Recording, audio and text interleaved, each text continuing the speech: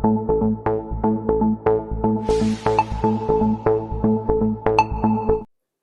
To Telangana ముచ్చట్ల news.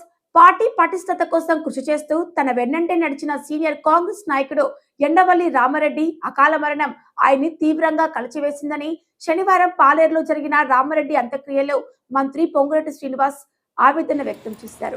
రాజకీయం అంటే కేవలం పదవులు, అధికారం, దర్పం మాత్రమే కాదు, అంతకు మించిన ఆత్మీయ అనుబంధమని తెలంగాణ రెవెన్యూ, గృహ నిర్మాణం, సమాచార శాఖల మంత్రి పొంగులేటి శ్రీనివాస్ రెడ్డి నిరూపించారు.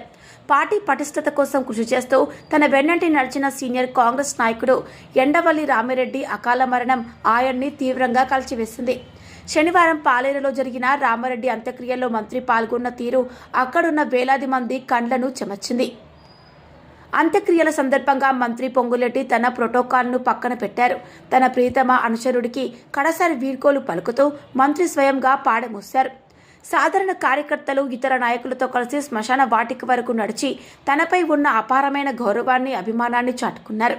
ఒక రాష్ట్ర మంత్రి హోదాలో ఉండి కూడా తన అనుచరుడి కోసం పాడెపట్టి కన్నీటి వీడ్కోలు పలకడాన్ని చూసి పాలేరు ప్రజలు భావోద్వేగానికి లోనయ్యారు.